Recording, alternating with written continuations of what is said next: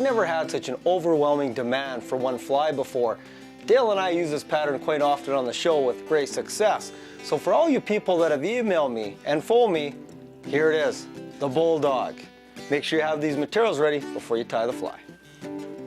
For the hook, we're going to use a 4x long streamer, size 8, some 6/0 black thread to tie with, some burnt orange marabou for the tail, some medium olive ice chenille for the body, some fine copper wire for the ribbing, and some olive grizzly for the hackle.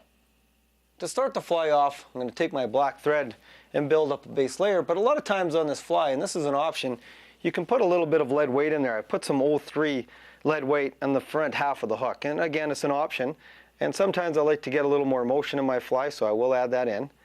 So we'll just wrap in our thread and build up a little bit around that lead wire on the hook just to hold it in place, and finish your thread off at the rear of the hook.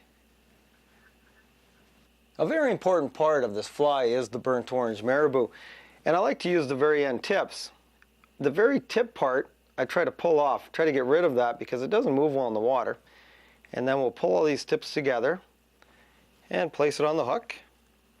And again, I want it about the length of the hook, maybe just a little bit longer, and tie it in.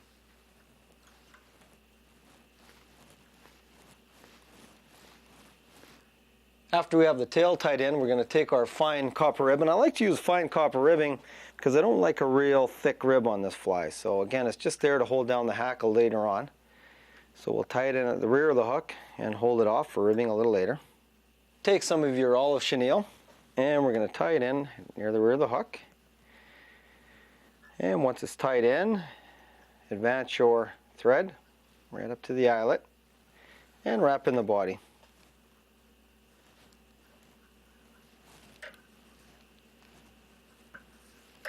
Next step is also very important. We're going to select the hackle. Now this hackle, you want the right length on it. And we're going to actually tie it in near the eyelet by the tip and tie it back and then wrap it over with the wire to hold it in. But what I like to do to get the right length is pull down on the hackle. Pull down so you pull all these ribs out and get the right length. And then what I'll do is just measure it up to my hook shank. And when I get the right distance, that's about where I want to tie in. So there's the distance there I want to tie in.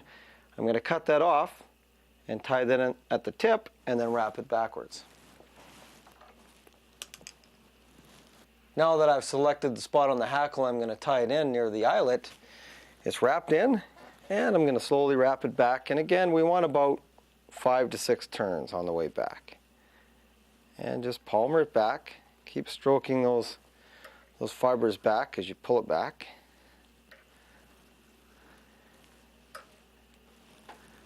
Now that we have our hackle tied to the rear of the hook, we're going to take our copper wire.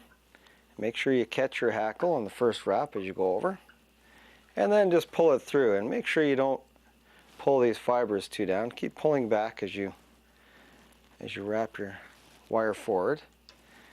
And you just want to keep moving it through those different hackles, pulling them back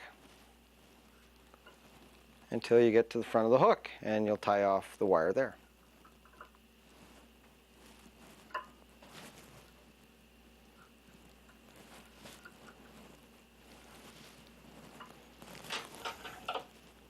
To finish the fly off, we're going to build up a little bit of a black head. You do want a black head on this fly. So wind it up a little bit. We'll take our whip finisher, do a quick whip finish, and after that we'll give it a little head cement just to finish it off. And there it is. I give you the most requested pattern in the history of sport fishing on the fly, the Bulldog.